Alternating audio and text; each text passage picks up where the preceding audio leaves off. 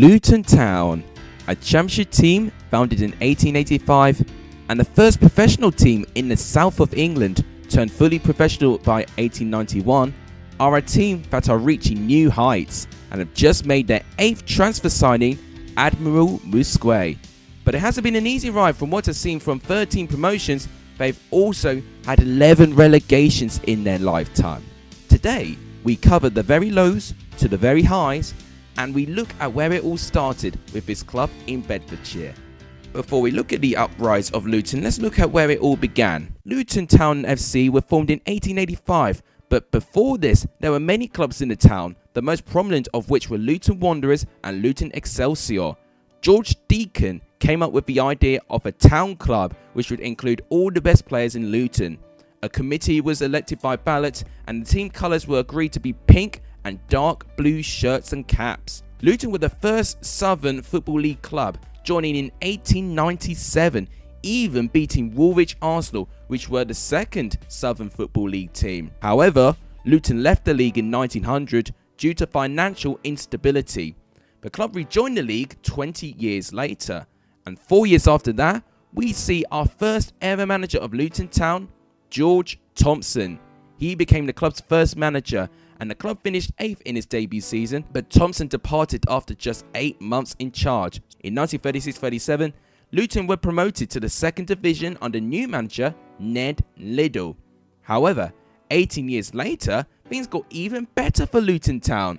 Record goal scorer Gordon Turner's arrival into the first team in 1950 helped Luton to promotion to the 1st division for the first time in 1955. The team remained into the top division until relegation in the 1959-60 season. Luton also in that season reached the FA Cup final, but they lost 2-1 to Nottingham Forest, meaning Luton ended their football well in the 50s.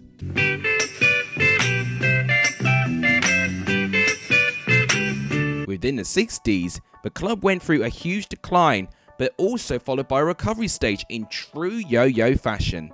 The club was subsequently relegated 3 times in 6 seasons, reaching the 4th division by 1965-66. However, players such as Malcolm McDonald ensured that the club was then promoted twice in 3 years and was back in the 2nd division by 1970. And this was under the new director of Luton Town, comedian Eric Morecambe. He brought sunshine in that day, since promotion was clinched on the final day of the season with a tight 1-0 win over Southport. Bring me sunshine in your smile. Luton couldn't have started better in the 1970s, and 4 years later Luton Town had another crack in the top flight. However, they were relegated straight back down in the 2nd division, and they spent the rest of the 70s in that division. But what happened in the next decade was something that I don't even know Luton Town thought.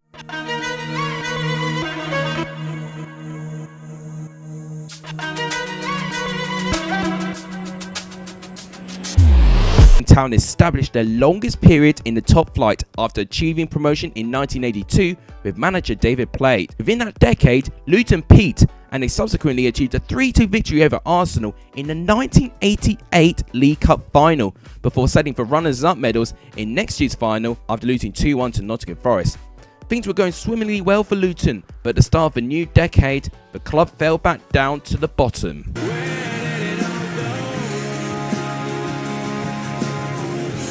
In the 90s, the club was relegated from the top division at the end of the 1991-92 season, and within a period of 10 years, they fell from the top flight to the 4th division. The yo-yo trend returned to Luton Town, and this set for the 2000s to be a decade to forget for Luton Town.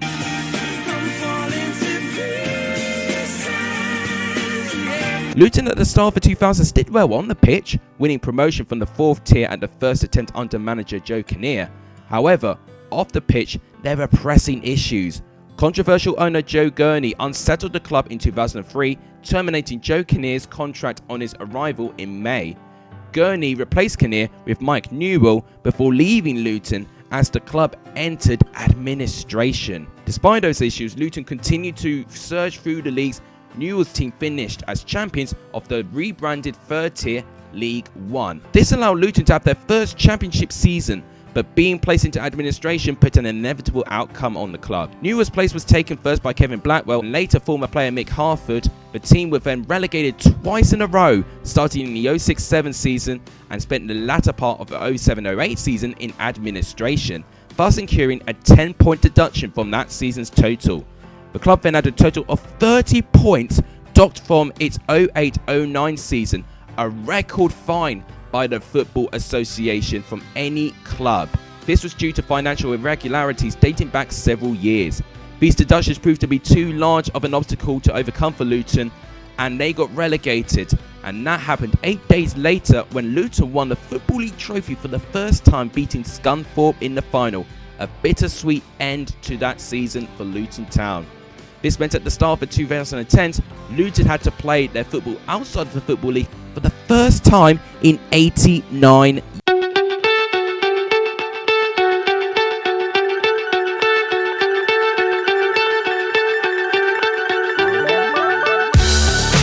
Place in the National League, but losing in the playoff semi-final against York City.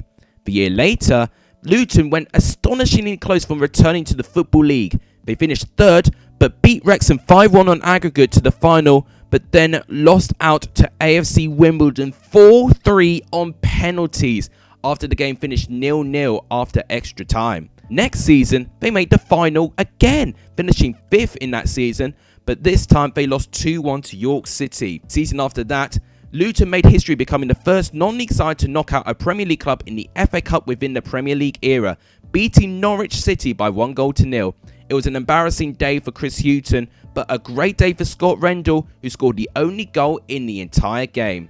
However, Luton finished outside of the playoffs in that season for the first time in their history, and this set of a really scary decline for Luton Town. However, under the management of John Still in the following season, Luton won the Conference Premier title with 3 games to spare and thereby secured a return to the Football League in 2014-15. Before the start of the 14-15 season, top scorer Andre Gray left to join Championship side Brentford for a fee of £600,000, one of the highest fees that the club had ever received from a transfer. The club fell 1 place short of a player position upon their return to the Football League in 8th place. Luton were now determined after that season to try and find the momentum to return to the Championship.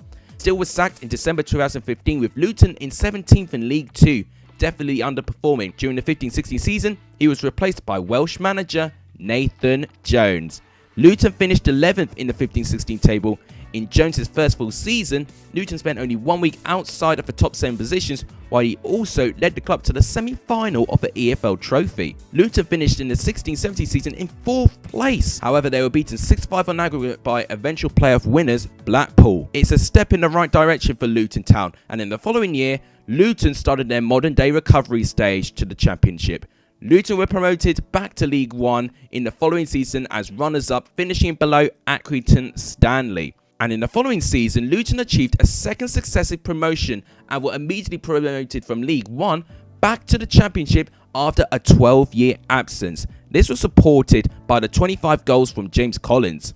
Their return to the Championship, though, wasn't easy. They lost Nathan Jones halfway through their League 1 winning campaign to Stoke City. They tried to replace the void of the new season using Graham Jones, who worked as an assistant manager to Belgium with Roberto Martinez. And after he left, Luton found themselves 23rd place in the Championship. After things didn't work out with Stoke and Nathan Jones, he returned to Luton and formed a resurgence which allowed Luton to finish in 19th place. And obviously last season, Luton finished in 12th place, and they have achieved 62 points, which is their highest points tally at this level since they won the Division 2 title in 1982. Now we go on to this season. Despite losing James Collins, their top goal scorer in 3 previous seasons, to Cardiff, the club has made 8 transfers, making some great deals such as Fred Onyedema, Admiral Musque, League 2 second top goal scorer Carlos Mendes Gomez, and Championship veteran Cameron Jerome, to name a few. They've also made huge profit following their recent success in the Championship, and I can only see the team improving from here. That is how Luton Town are reaching new heights within this millennium. If you've enjoyed this video, please give the video a like, it does really help. Please subscribe if you have not done, it does really help the channel, and please share the video and the channel to as many people as you can. Take care everyone, and I'll see you all very soon.